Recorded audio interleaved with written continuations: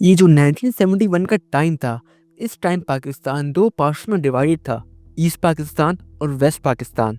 और ये जो ईस्ट पाकिस्तान था, यानी कि आज का बांग्लादेश, तो ये ईस्ट पाकिस्तान वाले लोग वेस्ट पाकिस्तान की हुकूमत से काफ़ी परेशान थे। लाखों लोग इंडिया की तरफ भागे और तकरीबन हर दिन 50,000 से ज़्यादा लोग ईस्ट पाकिस्तान का बॉर्डर क्रॉस करके इंडिया में घुस रहे थे। और हालात यहाँ तक पहुँच गए थे कि इंडिया को रेफ्यूजीज कैंप्स बनाने पड़े थे।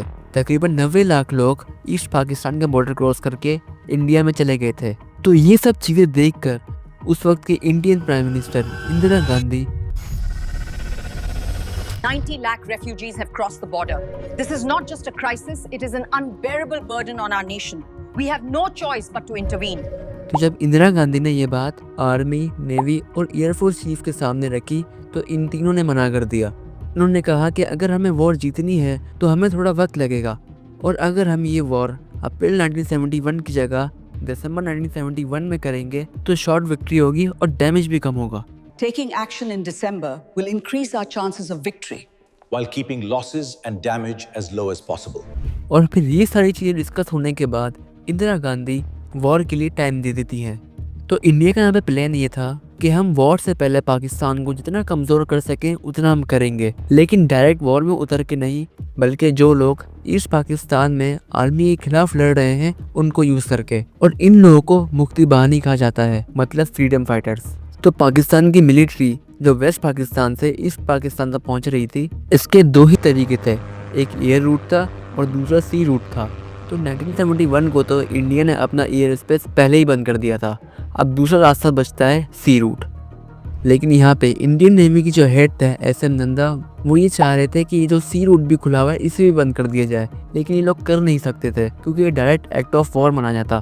तो इसके लिए अगले मंथ यानी मई 1971 को एक प्लान बनाया जाता है। वेस्ट बंगाल में प्लासी नाम से एक जगह है, वहाँ पे एक कैंप लगाया जाता है और इस कैंप में इंडियन आर्मी मुक्ति बाहिनी के लोगों को ट्रेनिंग देती है। ये जो मुक्ति बाहिनी के कमांडो थे, इनको लिम्पेड माइन लगा के शिप्स को उड़ाना सिखाया गया। नाइट में नेविगेशन कैसे करना है, ये सारी चीज़ें उनको सिखाई गई। प्लान सिंपल था कि जब मुक्ति बाहिनी के कमांडोज हैं, ये रात के टाइम समंदर में उतरेंगे और जो पाकिस्तान की तरफ से शिप्स आ रही हैं, इनमें लिम्पेड माइन लगा के इसको डिस्ट्रॉय कर देंगे। और फिर जब पाकिस्तान के सारे शिप्स एक साथ ब्लास्ट होंगे तो ऑटोमेटिकली पाकिस्तान के लिए ये रूट भी ब्लॉक हो जाएगा। जो पाकिस्तान की मिलिट्री सप्लाई लाइन है उसे डिस्टर्ब कर दिया जाएगा। तो ये सब प्लानिंग और ट्रेनिंग करने के बाद ये डिसाइड होता है कि एक स्पेसिफिक टाइम पे दो स्पेसिफिक गाने बजाए जाएंगे जो कि एक सीक्रेट कोड है, और इन्हीं गानों के बाद ये ऑपरेशन स्टार्ट होगा। और इस ऑपरेशन का नाम था ऑपरेशन एक्स।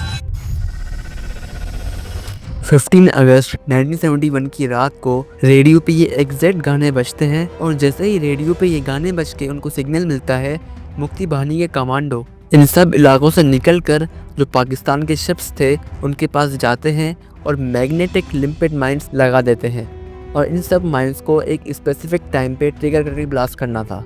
और फिर जैसे ही ये ऑपरेशन एक्स स्टार्ट होता है तो एक के बाद एक धमाके होने लगते हैं, और 16 अगस्त 1971 को सबसे ज़्यादा नुकसान होता है और पाकिस्तान में काफ़ी बड़े बड़े शिप डिस्ट्रॉय हो जाते हैं।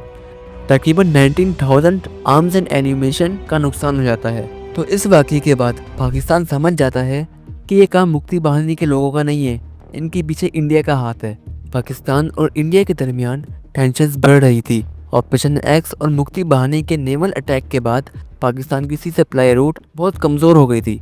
इंडियन नेवी को पता चल गया था कि पाकिस्तान की सप्लाई लाइंस वीक हैं और उनको ईस्ट पाकिस्तान में मुक्ति बाहिनी के लिए रीइंफोर्समेंट और प्रोटेक्शन की ज़रूरत है। इसलिए इंडियन नेवी ने अपनी वेस्टर्न फ्लीट को अरेबियन सी में डिप्लॉय किया, और उनमें काफ़ी बड़े शिप्स थे जैसे INS खुकरी और INS किरपान।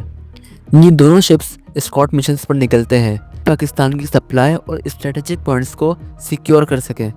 INS खुकरी और INS किरपान काफ़ी स्पेशल थी।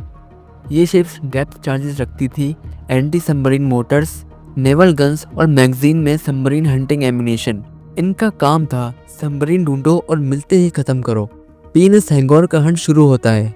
PNS हैंगोर ने इन दोनों शिप्स को सोनार के जरिए डिटेक्ट कर लिया था। हैंगोर बिल्कुल खामोश थी, ना रेडार, ना सिग्नल, ना कोई आवाज़।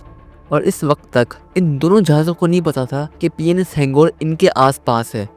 कमांडर ने पहले डिसीजन लिया कि आईएनएस किरपान पे हम टॉर्पीडो फायर करेंगे। पीएनएस हैंगोर अपना पहला टॉर्पीडो लॉन्च करता है, लेकिन आईएनएस किरपान लास्ट मोमेंट पर बच जाता है। टॉर्पीडो मिस हो जाता है।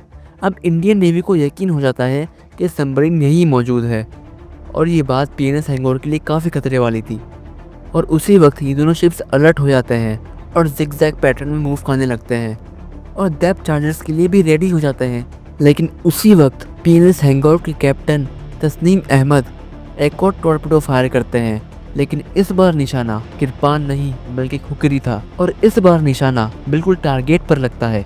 इस दफ़ा कोई एस्केप नहीं, जोरदार धमाका होता है। खुकरी का मैगजीन एरिया हिट हो जाता है, शिप का बैलेंस बिगड़ जाता है और सिर्फ 2 मिनट के अंदर इतना बड़ा शिप समुद्र के अंदर डूब जाता है। आईएनएस खुकरी के डूबते ही इंडियन नेवी के लिए ये सिर्फ एक शिप का लॉस नहीं था, बल्कि एक बड़ा शौक था, क्योंकि सेकेंड वर्ल्ड वॉर के बाद पहली दफ़ा किसी इंडियन वॉरशिप को सबमरीन ने निशाना बनाया था। खुकरी के इंसिडेंट के बाद इंडियन नेवी ने यह भी फैसला किया कि पाकिस्तान की कोस्ट के करीब अपनी शिप्स को ज़्यादा रिस्क में नहीं डालेंगे और अपनी स्ट्रेटजी को ज़्यादातर ईस्ट पाकिस्तान के एरिया में फोकस करेंगे। और इस तरह समंदर में हैंगोर ने हिस्ट्री लिखी।